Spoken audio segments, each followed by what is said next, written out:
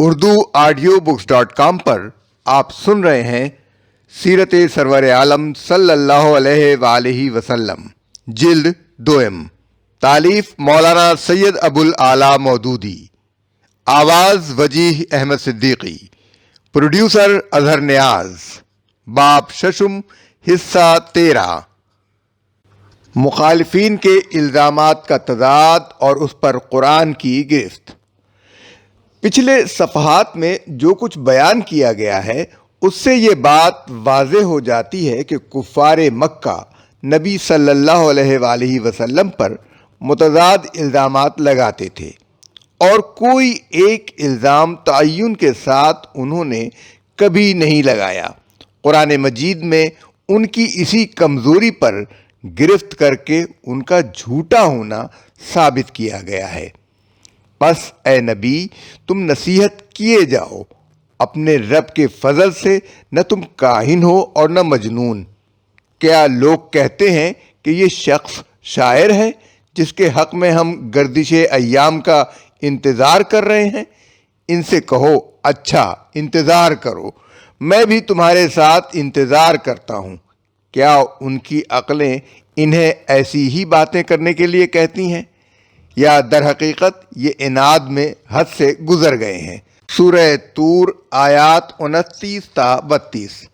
ان چند فقروں میں مخالفین کے سارے پروپیگنڈے کی ہوا نکال کر انہیں بالکل بے نقاب کر دیا گیا ہے۔ استدلال کا خلاصہ یہ ہے کہ یہ قریش کے سردار اور شیوخ بڑے عقل مند بنے پھرتے ہیں، مگر کیا ان کی عقل یہی کہتی ہے کہ جو شخص شاعر نہیں ہے اسے شاعر کہو؟ جسے ساری قوم ایک دانا آدمی کی حیثیت سے جانتی ہے اسے مجنون کہو، اور جس شخص کا کہانت سے کوئی دور دراز کا تعلق بھی نہیں ہے اسے خوامخواہ کاہن قرار دو۔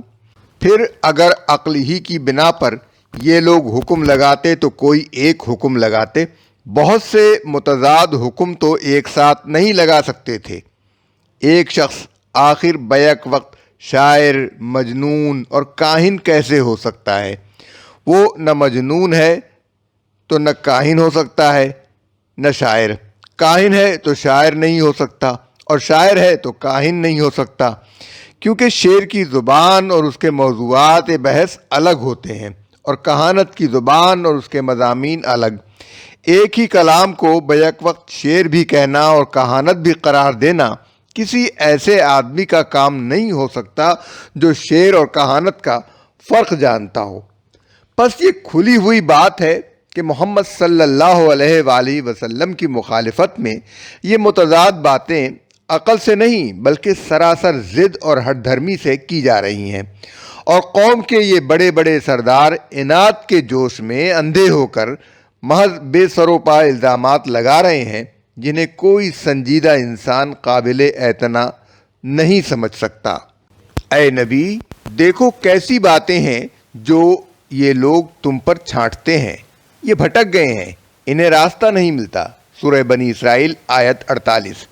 یعنی یہ تمہارے متعلق کوئی ایک رائے ظاہر نہیں کرتے بلکہ مختلف اوقات میں بالکل مختلف اور متضاد باتیں کہتے ہیں۔ کبھی کہتے ہیں تم جادوگر ہو، کبھی کہتے ہیں تم پر کسی اور نے جادو کر دیا ہے، کبھی کہتے ہیں تم شاعر ہو، کبھی کہتے ہیں تم مجنون ہو، اور کبھی یہ کہ کاہن ہو۔ ان کی یہ متضاد باتیں خود اس بات کا ثبوت ہیں کہ حقیقت ان کو معلوم نہیں ہے، ورنہ ظاہر ہے کہ وہ آئے دن ایک نئی بات چھانٹنے کے بجائے کوئی ایک ہی قطعی رائے ظاہر کرتے۔ نیز اس سے یہ بھی معلوم ہوتا ہے کہ وہ خود اپنے کسی قول پر بھی مطمئن نہیں ہیں۔ ایک الزام رکھتے ہیں، پھر آپ ہی محسوس کرتے ہیں کہ یہ چسپاں نہیں ہوتا، اس کے بعد دوسرا الزام لگاتے ہیں اور اسے بھی لگتا ہوا نہ پا کر ایک تیسرا الزام تصنیف کر دیتے ہیں۔ اس طرح ان کا ہر نیا الزام ان کے پہلے الزام کی تردید کر دیتا ہے، اور اس سے پتہ چل جاتا ہے کہ صداقت سے ان کا کوئی واسطہ نہیں ہے۔ محض عداوت کی بنا پر ایک سے ایک بڑھ کر جھوٹ گھڑے جا رہے ہیں، بلکہ ان لوگوں نے تو جس وقت حق ان کے پاس آیا اسی وقت اسے صاف جھٹلا دیا۔ اسی وجہ سے اب یہ الجھن میں پڑے ہوئے ہیں۔ سورہ قاف آیت 5۔ اس مختصر سے فقرے میں بھی ایک بہت بڑا مضمون بیان کیا گیا ہے۔ اس کا مطلب یہ ہے کہ ان لوگوں نے صرف تعجب کرنے اور بعید از عقل ٹھہرانے پر ہی اکتفا نہیں کیا، بلکہ جس وقت محمد صلی اللہ علیہ وآلہ وسلم نے اپنی دعوت حق پیش کی، اسی وقت بلا تعامل اسے قطعی جھوٹ قرار دے دیا۔ اس کا نتیجہ لازماً یہ ہونا تھا، اور یہی ہوا کہ انہیں اس دعوت اور اس کے پیش کرنے والے رسول کے معاملے میں کسی ایک موقف پر قرار نہیں ہے۔ کبھی اس کو شاعر کہتے ہیں تو کبھی کاہن اور کبھی مجنون، کبھی کہتے ہیں یہ جادوگر ہے اور کبھی کہتے ہیں کہ کسی نے اس پر جادو کر دیا ہے، کبھی کہتے ہیں کہ یہ اپنی بڑائی قائم کرنے کے لیے خود یہ چیز بنا لایا ہے، اور کبھی یہ الزام تراشتے ہیں کہ اس کے پس پشت کچھ دوسرے لوگ ہیں جو یہ کلام گھڑ گھڑ کر اسے دیتے ہیں۔ یہ متضاد باتیں خود ظاہر کرتی ہیں کہ یہ لوگ اپنے موقف میں بالکل الجھ کر رہ گئے ہیں۔ اس الجھن میں یہ ہرگز نہ پڑتے اگر جلد بازی کر کے نبی صلی اللہ علیہ وآلہ وسلم کو پہلے ہی قدم پر جھٹلا نہ دیتے، اور بلا فکر و تأمل ایک پیشگی فیصلہ صادر کر دینے سے پہلے سنجیدگی کے ساتھ غور کرتے کہ یہ دعوت کون پیش کر رہا ہے، کیا بات کہہ رہا ہے، اور اس کے لیے دلیل کیا دے رہا ہے۔ ظاہر ہے کہ وہ شخص ان کے لیے اجنبی نہ تھا، کہیں سے اچانک ان کے درمیان نہ آ کھڑا ہوا تھا، ان کی اپنی ہی قوم کا فرد تھا، ان کا اپنا دیکھا بھالا آدمی تھا۔ یہ اس کی سیرت و کردار اور اس کی قابلیت سے ناواقف نہ تھے۔ ایسے آدمی کی طرف سے جب ایک بات پیش کی گئی تھی تو چاہے اسے فوراً قبول نہ کر لیا جاتا، مگر وہ اس کی مستحق بھی تو نہ تھی کہ سنتے ہی اسے رد کر دیا جاتا۔ پھر وہ بات بے دلیل بھی نہ تھی، وہ اس کے لیے دلائل پیش کر رہا تھا۔ چاہیے تھا کہ اس کے دلائل کھلے کانوں سے سنے جاتے اور تعصب کے بغیر ان کو جانچ کر دیکھا جاتا کہ وہ کہاں تک معقول ہیں۔ لیکن یہ روش اختیار کرنے کے بجائے جب ان لوگوں نے ضد میں آ کر ابتدائی میں اسے جھٹلا دیا تو اس کا نتیجہ یہ ہوا کہ ایک حقیقت تک پہنچنے کا دروازہ تو انہوں نے اپنے لیے خود بند کر لیا اور ہر طرف بھٹکتے پھرنے کے بہت سے راستے کھول لیے۔ اب یہ اپنی ابتدائی غلطی کو نباہنے کے لیے 10 متضاد باتیں تو بنا سکتے ہیں، مگر اس ایک بات کو سوچنے کے لیے بھی تیار نہیں ہے کہ نبی سچا بھی ہو سکتا ہے اور اس کی پیش کردہ بات حقیقت بھی ہو سکتی ہے۔ اے نبی، جب یہ لوگ تمہیں دیکھتے ہیں تو بس تمہارا مذاق اڑانے لگتے ہیں، کہتے ہیں کیا یہ شخص ہے جسے خدا نے رسول بنا کر بھیجا ہے؟ اس نے تو ہمیں گمراہ کر کے اپنے معبودوں سے برگشتہ ہی کر دیا ہوتا اگر ہم ان کی عقیدت پر جم نہ گئے ہوتے۔ سورہ فرقان آیات 41 اور 42۔ کفار مکہ کی یہ دونوں باتیں ایک دوسرے سے متضاد ہیں۔ پہلی بات سے معلوم ہوتا ہے کہ وہ آپ کو حقیر سمجھ رہے ہیں اور مذاق اڑا کر آپ کی قدر گرانا چاہتے ہیں، گویا ان کے نزدیک حضرت صلی اللہ علیہ وآلہ وسلم نے اپنی حیثیت سے بہت اونچا دعویٰ کر دیا تھا۔ دوسری بات سے معلوم ہوتا ہے کہ وہ آپ صلی اللہ علیہ وآلہ وسلم کی دلائل کی قوت اور آپ صلی اللہ علیہ وآلہ وسلم کی شخصیت کا لوہا مان رہے ہیں اور بے ساختہ اعتراف کرتے ہیں کہ اگر ہم تعصب اور ہر دھرمی سے کام لے کر اپنے خداؤں کی بندگی پر جم نہ گئے ہوتے تو یہ شخص ہمارے قدم اکھاڑ چکا ہوتا۔ یہ متضاد باتیں خود بتا رہی ہیں کہ اسلامی تحریک نے ان لوگوں کو کس قدر بوکھلا دیا تھا۔ کھسیانے ہو کر مذاق بھی اڑاتے تھے تو احساس کمتری بلا ارادہ ان کی زبان سے وہ باتیں نکلوا دیتا تھا جن سے صاف ظاہر ہوتا تھا کہ دلوں میں وہ اس طاقت سے کس قدر مرعوب ہیں۔ طرح طرح کے معجزات کا مطالبہ۔ الزامات کی بوچھار کرنے کے ساتھ ساتھ کفار قریش بار بار آپ سے طرح طرح کے معجزات کا مطالبہ کرتے تھے۔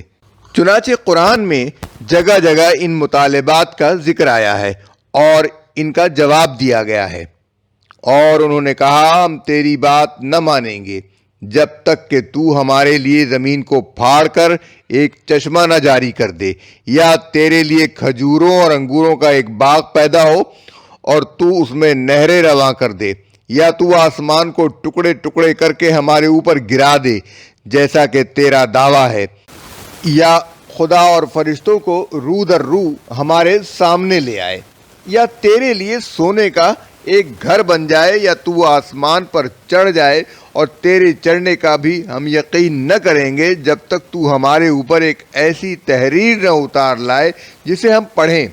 اے محمد صلی اللہ علیہ وآلہ وسلم، ان سے کہو پاک ہے میرا پروردگار، کیا میں ایک پیغام لانے والے انسان کے سوا اور بھی کچھ ہوں؟ سورہ بنی اسرائیل آیات 90 تا 93۔ معجزات کے مطالبے کا ایک جواب اسی سورہ کی آیت وما منعنا ان نرسل بالآیات میں گزر چکا ہے۔ وہ جواب یہ تھا کہ جو معجزات کسی نبی کی دلیل نبوت کے طور پر پیش کیے گئے ہوں، ان کو دیکھ کر بھی جب کوئی قوم نبی کو جھٹلا دیتی ہے تو اس پر لازماً خدا کا عذاب نازل ہو جاتا ہے، اور اس کی بکثرت مثالیں تاریخ میں گزر چکی ہیں۔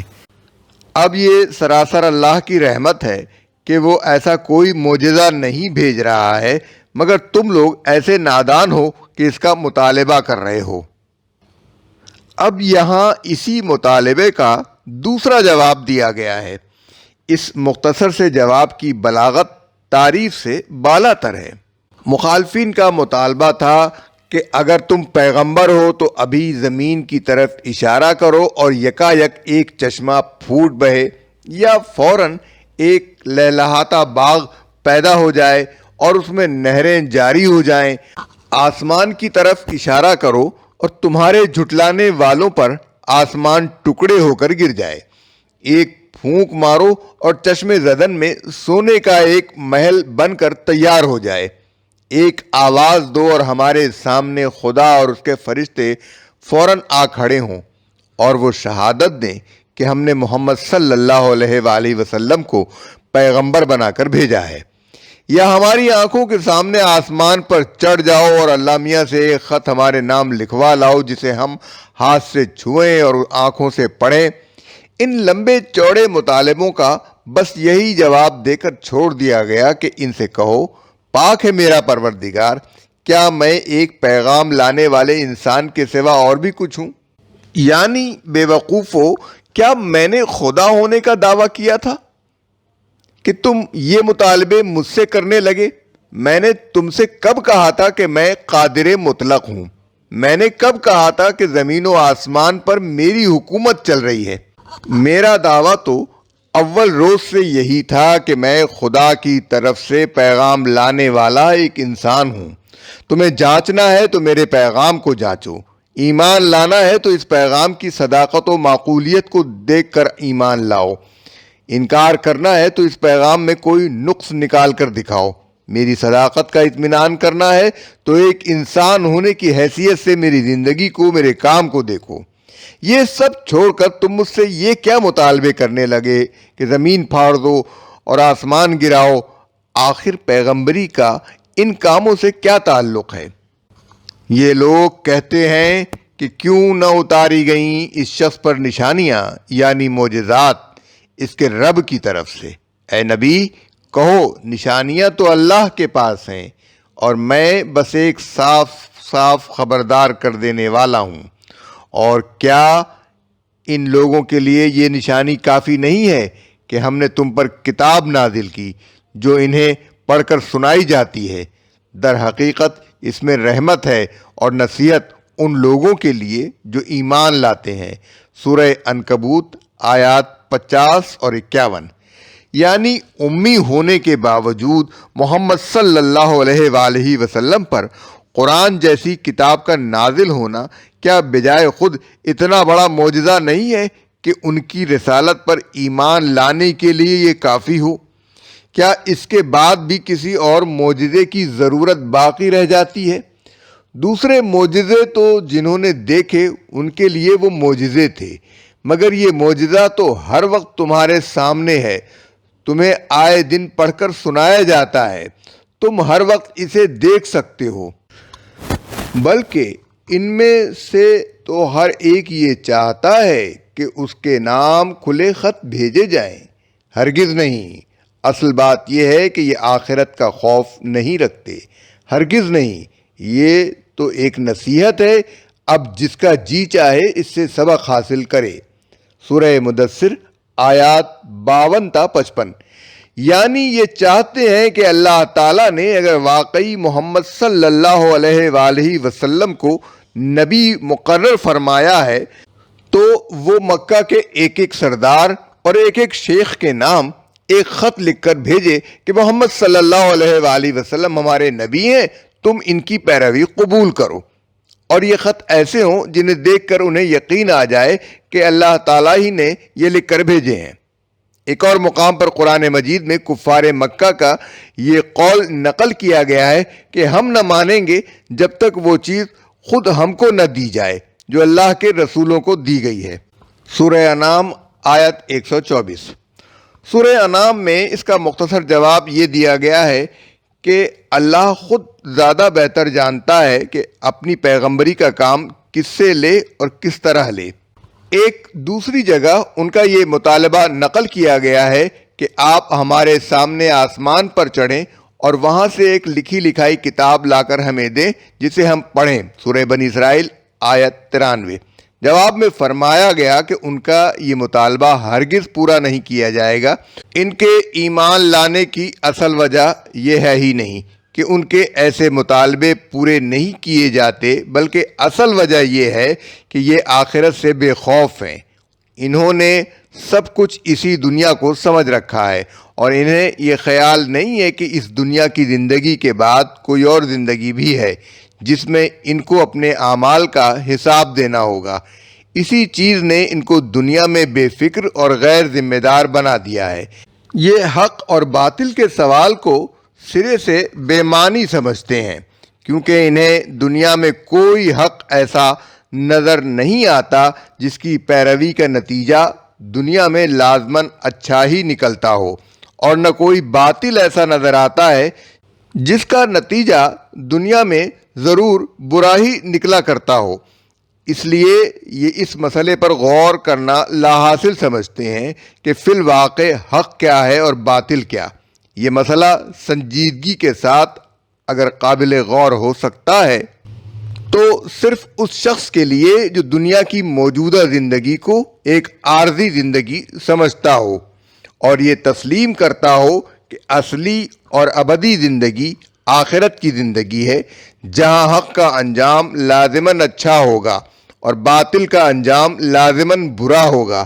ایسا شخص تو ان معقول دلائل اور ان پاکیزہ تعلیمات کو دیکھ کر ایمان لائے گا جو قرآن میں پیش کی گئی ہیں، اور اپنی عقل سے کام لے کر یہ سمجھنے کی کوشش کرے گا کہ قرآن جن عقائد اور اعمال کو غلط کہہ رہا ہے ان میں فی الواقع کیا غلطی ہے، لیکن آخرت کا منکر جو سرے سے تلاش حق میں سنجیدہ ہی نہیں ہے، وہ ایمان نہ لانے کے لیے آئے دن نت نئے مطالبے پیش کرے گا، حالانکہ اس کا خواہ کوئی مطالبہ بھی پورا کر دیا جائے وہ انکار کرنے کے لیے کوئی دوسرا بہانہ ڈھونڈ نکالے گا۔